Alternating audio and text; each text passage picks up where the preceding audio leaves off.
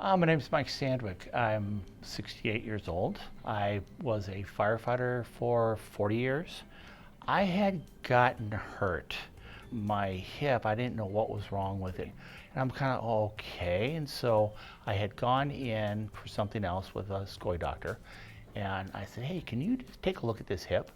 And he started asking me about it. Found out that I had two tears, one in each hip, the tears couldn't be replaced.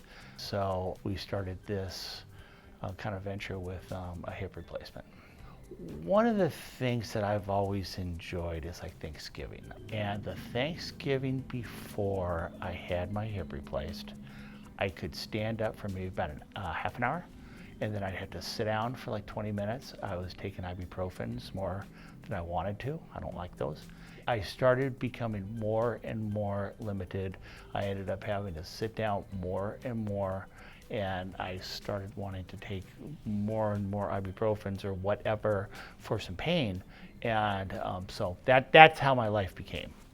My doctor is Dr. Bawa. He was recommended by the caseworker at Workers' Comp. And when I went and talked to him, I was impressed with him. He's very no nonsense as far as telling you what exactly really he feels is what needs to be done.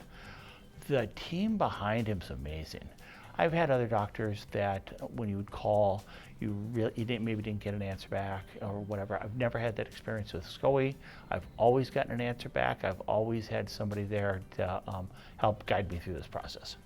I am up doing a lot of the things that I couldn't do, just as far as, I can take my boat out with my kids.